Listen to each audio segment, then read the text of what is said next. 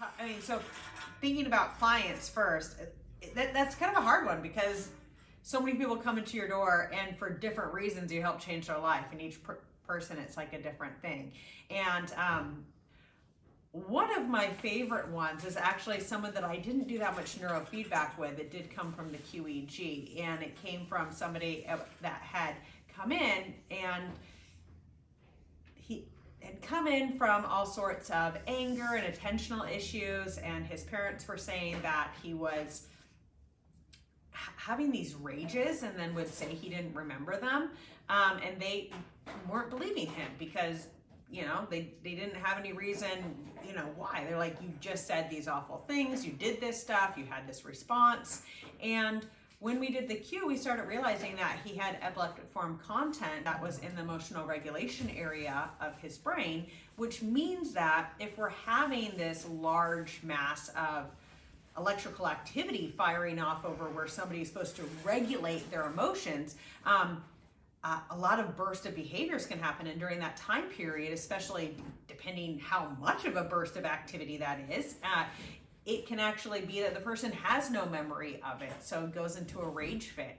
And with this person, they were on all these other different medications, and we were able to help with their psychiatrist for realizing that an anticonvulsant was most likely going to be the best bet. They start taking anticonvulsants and all the problems disappeared. So obviously neurofeedback's a really great thing to continue to do. It just happens to be a lot longer for that, but we were able to immediately give the family relief. And this was a kid in high school. I was able to go to his high school graduation. He's now off at college. And would that have been able to happen with what was going on in personal life and school life with that? I don't know. So that's not necessarily the neurofeedback aspect, because somebody finally, stopped and listened and looked at what was going on with his brain for the first time. So. She's like a little oblivious, right? Totally oblivious.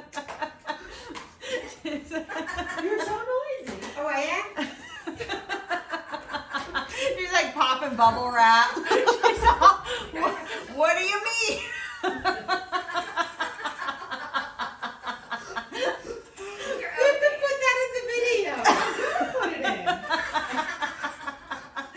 Just like, I don't think you can be. So, and then another thing. So on neurofeedback, so I have, so many different people have different responses to it. And one client had come to me for ADHD, was struggling in that. And when we started doing training with her, we were actually, the camera should be like two sides to see what's going on everywhere. So with the client that I had that had come in for her ADHD, her struggles with that, then we started doing some more calming approaches. She was really actually hypervigilant, and we were actually able to bring out this creativity. So what's funny is she ended up quitting her job because she got into such this cool creative space.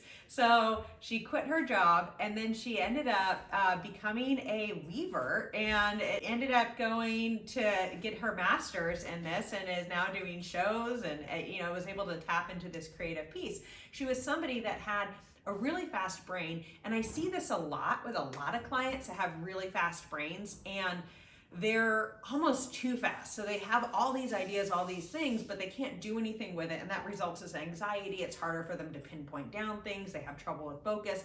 And as we actually allow them to come into their body, they're able to do something with all that energy, and it's this really great spot. I've had a client who had an 18 hertz alpha, and when we would do our sessions after, she would go sit down in the waiting room for a bit and write down all of her ideas. And she's an inventor and really creative, but normally she'd have all these things going through and she just couldn't even grasp them fast enough. The next idea was coming in before she'd even been able to write down or take into that first one.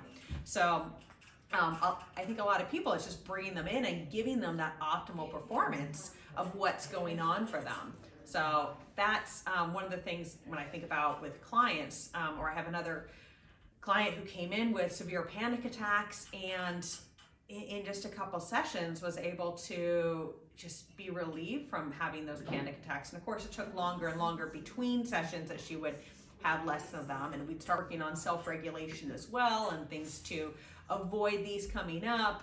You know, just not a magical pill that solves anything, but we're able to make her panic attack free.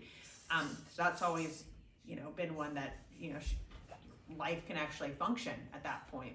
So it ends up being so many different people for so many things, whether it's just, once again, looking at their brain, validating what's going on, helping them get the help that they need, even if it's not me, or helping them become in their body and utilize this really cool brain that they have that they didn't have full access to before. So that's how I like to think of it. I think rarely is somebody coming in with something that we're trying to even extinguish, because all these things are like superhero powers. We want to let them use it, either not be burnt out from their superheroes that they can't access it, or make it that they can utilize it more with having some slower features or whatever that is. So yeah, and then what was the other one was? I think you're good. Yeah? I Okay. want 2 useful things.